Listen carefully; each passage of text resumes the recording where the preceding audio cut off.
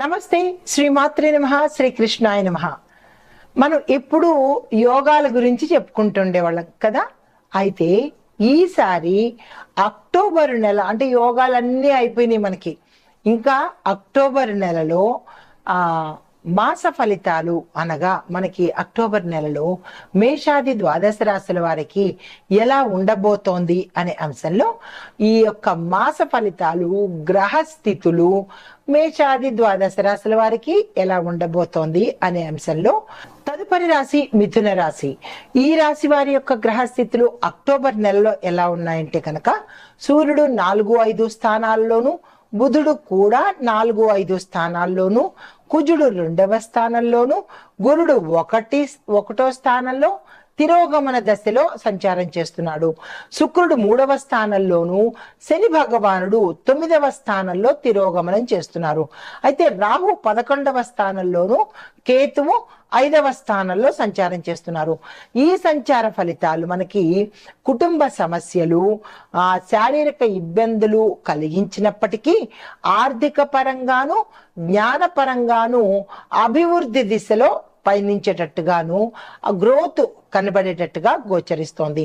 అయితే ముందుగా విద్యార్థులు చూసుకున్నట్టయితే కనుక కాన్సన్ట్రేషన్ తక్కువ అయ్యేటట్టుగాను, ఎక్కువ కష్టపడి చదవాల్సిన పరిస్థితి ఏర్పడము, పోటీ పరీక్షల్లో టఫ్ కాంపిటీషన్ వచ్చేటట్టుగా గోచరిస్తోంది.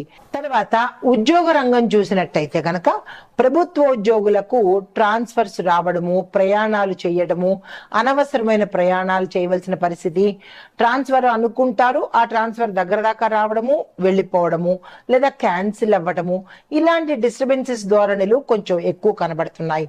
ప్రైవేట్ ఉద్యోగస్తులు చూసుకున్నట్టయితే కనుక మీ సీనియర్స్ మిమ్మల్ని ప్రెషర్ కు గురి చేసేటట్టు, టార్గెట్లు అవ్వలేదని ఇబ్బంది పెట్టడము, లేదా అంటే సమయానికి పని అవ్వలేదనడము, ఎక్కువ పని భారం పెట్టడము, ఎక్కువ పని గంటలు కూడా చెయ్యమని చెప్పటము, ఇలాగ మీకు ఒక రకమైన టార్చర్ అనేది ఈ సమయంలో ఎక్కువ కనబడుతోంది. తర్వాత ఐటీ ఉద్యోగస్తులు చూసుకుంటే కనుక కొత్త ప్రాజెక్ట్స్ వస్తాయి, కానీ వర్క్ లోడ్ మీకు ఎక్కువగా పెరగడము, సమయానికి ఆ పని పూర్తి చేయలేకపోవడము, మీ పై అధికారులు మిమ్మల్ని ఇబ్బంది పెట్టడము, లేదా అంటే ఆ ప్రాజెక్ట్స్ ఇచ్చిన వారే మిమ్మల్ని కొంత ఇబ్బందికి గురి చేయడము, క్యాన్సిల్ చేసుకోవడము, ఇలాగా చాలా రకరకాల డిస్టర్బెన్సెస్ ఈ సమయంలో ఐటీ వాళ్ళకి ఎదురవుతాయి. తర్వాత ఇంకా వ్యాపార వ్యవసాయ రంగం చూసుకున్నట్టయితే వ్యాపారంలో నష్టాలు, మోసాలు కూడా చాలా ఎక్కువగా ఉన్నాయి. ఈ విషయంలో జాగ్రత్తలు తీసుకోండి. అంటే ధనపరంగా కావచ్చు, లేదంటే మీ వస్తువుల పరం కావచ్చు, ఉద్యోగుల రీత్యా కావచ్చు, ఏది ఏమైనప్పటికీ కూడా ఈ సమయంలో వ్యాపారస్తులు మోసాలకు, నష్టాలకు పాల్పడే అంటే ప్రభావం తీసుకునేటట్టుగా ఎక్కువ కనబడుతోంది. ఆ మోసాల బారిన పడేటట్టు ఎక్కువ కనబడుతోంది. ఈ విషయంలో జాగ్రత్తలు తీసుకోండి.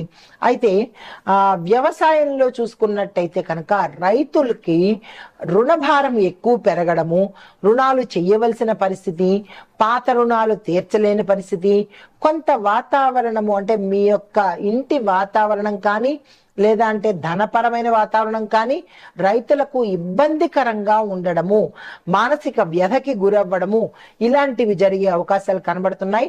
రైతులు జాగ్రత్తగా సంయమనం పాటించుకోండి. అయితే రాజకీయ పరంగా చూసుకున్నట్టయితే కనుక ప్రతిపక్షాలు మీకు ఒత్తిడిని కలగజేయడము, మిమ్మల్ని డిమోటివేట్ చేయడము, లేదా అంటే మీ పేరుకు భంగం కలిగించడము, ఇలాంటి ప్రయత్నాలన్నీ చేస్తారు. ఈ విషయంలో కొంచెం జాగ్రత్తలు తీసుకోండి. అయితే మీ నేమ్ తగ్గడంతో పాటు మీకు అప్రదిష్ట కలిగి అంటగట్టేటట్టు, ఏదైనా కేసుల్లో ఇరుకబెట్టేటట్టు, ఇట్లాగా జరిగేటట్టుగా గోచరిస్తోంది. ఈ విషయంలో ఈ రాశిలో ఉండే రాజకీయ నాయకులు జాగ్రత్తలు తీసుకోండి. తర్వాత కుటుంబ పరంగా చూసుకున్నట్టయితే కనుక కుటుంబంలో కొంత శాంతి తగ్గే అవకాశము, స్త్రీల యొక్క ఆరోగ్యం మీద జాగ్రత్త పెట్టుకోవాల్సిన పరిస్థితి. తర్వాత ఇక ఆరోగ్యపరంగా చూసుకున్నట్టయితే కనుక గ్యాస్ట్రిక్ సమస్యలు, జీర్ణ వ్యవస్థకు సంబంధించిన సమస్యలు తల ఎత్తేటట్టుగా గోచరిస్తోంది. దీంతో పాటు విపరీతమైన ఒత్తిడి, ఎవరు ఏ రంగంలో ఉన్న వాళ్ళైనా సరే, చదువుకున్న వాళ్ళ దగ్గర నుంచి రాజకీయ నాయకుల వరకు కూడా ఈ రాశిలో ఉండేవారు విపరీతమైన ఒత్తిడిని ఈ మాసం అంతా తీసుకోవాల్సిన పరిస్థితి ఏర్పడుతుంది. అయితే మరి మీకు చెప్పదగిన పరిహారాలు, ప్రతి బుధవారము మనకి ఈ మాసంలో 4, 5 బుధవారాలు వస్తాయి కదా, ఎన్ని బుధవారాలు వస్తే అన్ని బుధవారాలు విఘ్నేశ్వరుడికి తప్పకుండా పూజ చేసే ప్రయత్నం చేయండి.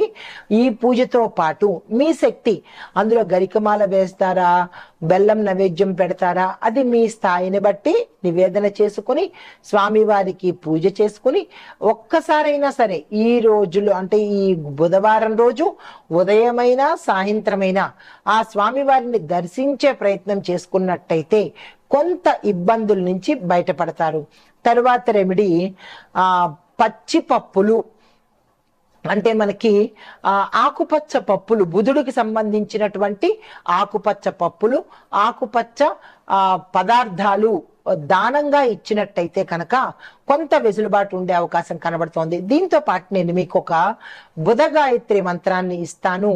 దాన్ని సాధ్యమైనన్ని సార్లు బుధవారం రోజు తప్పనిసరిగా పఠించే ప్రయత్నం చేసుకోండి. ఓం బుం బుధాయ నమః చిన్ని మంత్రమే ఇది. దీనికి కూడా ఎక్సెప్షన్ అడగండి, టైం లేదు అని చెప్పకండి. ఈ మంత్రాన్ని ప్రతి బుధవారం చదువుకున్నట్టయితే బుధగ్రహ రీత్యా మీకు ఏమైనా ఇబ్బందులు ఉండి ఉంటే కనుక అవి సానుకూలంగా తొలగే అవకాశం కనబడుతోంది. ఇది ఈ రాశిలో వారికి చెప్పదగినటువంటి గోచార రీత్యా ఫలితాలు, పరిహారాలు, సూచనలు. నమస్తే.